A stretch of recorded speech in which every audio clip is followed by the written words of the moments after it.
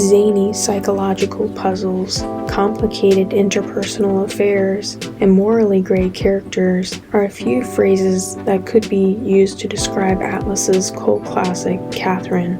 The game marked a creative departure for Persona series director Katsura Hashino, and a new development challenge for P Studio. In 2011, it was released with the goal of tiding fans over for the next installment in the Persona series, and creating the first Atlus title for HD consoles. According to Hashino, the subject matter was aimed at an older audience, with the premise being centered on adults and their problems, rather than teenagers like in years past. In this video essay, we'll explore the story and themes behind the unique game, Catherine. Let's get into it.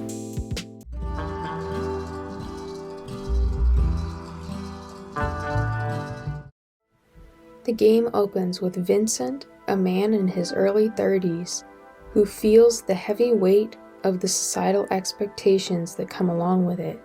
He spends his days at a job that he doesn't like, and most of his free time at a bar with his longtime friends. Even though we see cutscenes outside of the bar, it is the only playable area within the game, with it being a reflection of his entire world, and where most of his personal life takes place.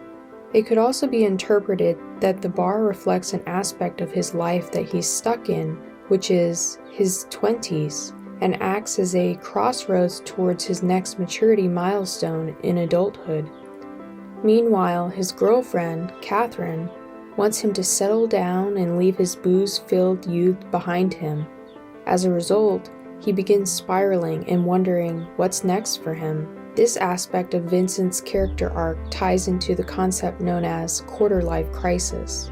A quarter-life crisis is a period of a young person's life that is full of insecurity, doubt, and disappointment surrounding your career, relationships, and financial situation. Commonly, as people approach their 30s or early 30s, they are expected to have accomplished various life goals such as buying a house, starting a family, or being in a serious relationship. However, Vincent doesn't have any of these things, nor does he exhibit these qualities. He has a small, cluttered apartment, lives separately from his girlfriend, and seems to fear the commitment of marriage. Vincent is very unsure of himself, his decisions, and his life choices. This leads to the morality scale mechanic used within the game. Whenever Vincent has to make a choice, the scale appears at the bottom of the screen, indicating whether his decision leans more towards good or evil.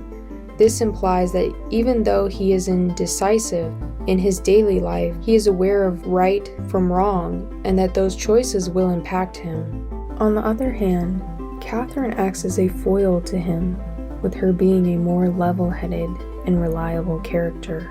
She already knows who she is and what she wants out of life, which makes her impatient waiting for Vincent to catch up.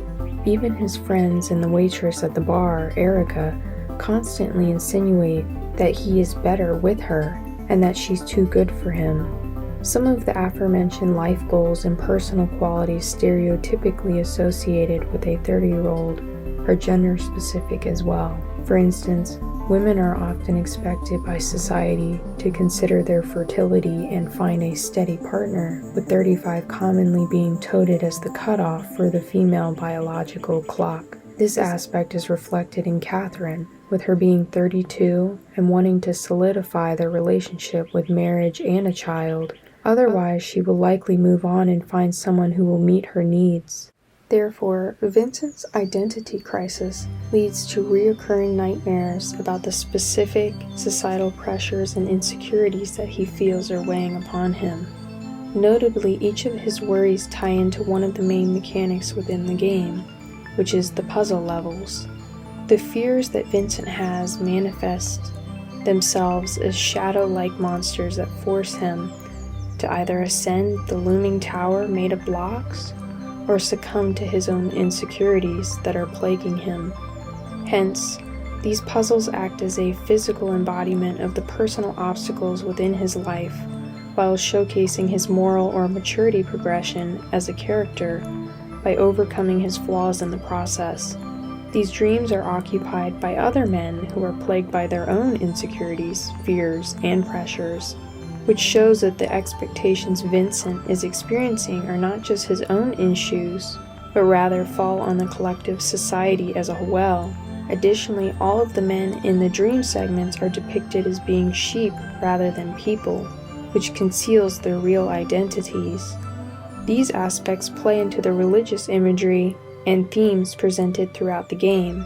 Often in biblical texts, the connection between sheep and shepherd is used to allude to the relationship between the spiritual followers of God and God Himself. Additionally, the farm animal sheep is usually seen as needing guidance from a strong, confident figure, which the shepherd typically fills this role. The area where most of the game takes place is a bar called the Stray Sheep, which represents that all of the patrons are lost or have been led astray. Ironically, the bartender is later revealed to be a god-like figure that is pulling the strings and orchestrating the nightmares of the men. Building on the religious imagery, Vincent is expected to do confessional segments at the end of each level in order to progress forward. He is presented with moral questions that determine his state of being and weigh his conduct. This aspect plays into one of the biggest plot points in the game, which is Vincent's infidelity. According to Hashino, unlike in previous Atlus titles, Catherine isn't centered on a heroic shonen-style protagonist, but rather a normal man who is morally ambiguous and often exhibits questionable behavior. Vincent, due to his insecurities and impulsiveness, hurts people close to him and inadvertently causes many of the setbacks in his life, one of which was cheating on his longtime girlfriend Catherine with a 22-year-old woman also named Catherine. She represents the type of girl that Vincent thinks he wants and the part of life he is stuck in. He is posed with a choice of sticking with what's comfortable and familiar or pursuing his own selfish desires to the detriment of his long-term relationship. The player determines to what extent Vincent pursues his infatuation and how it reflects his character morally. Is he a bad guy who doesn't care about hurting the women in his life? Or is he a good guy who makes mistakes and inadvertently hurts those close to him? Unbeknownst to him, Catherine acts as a succubus-type character and is more or less a figment of his imagination. Later in the story, it is discovered that she was created by the aforementioned bartender to play into the desires of men that have been led astray by their own insecurities and the pressures of society.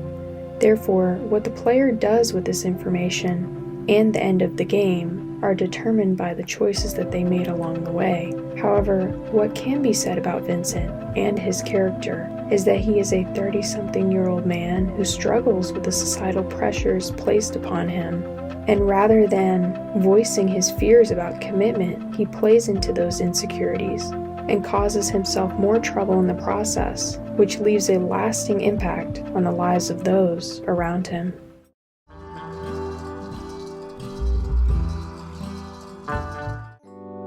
Catherine is a standalone Atlus title that experimented with a new visual 3D style and explored interpersonal issues that are typically not shown within JRPGs. Unlike with Hashino's former works, the game delves into more adult-centered issues with infidelity and long-term relationships being the main plot points.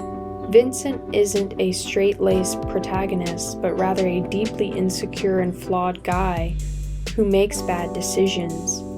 Even though Catherine has aged in certain respects, the game provides an interesting look into what Atlus and P Studio were like during the late 2000s and early 2010s, while showcasing their ambitions for future projects as well.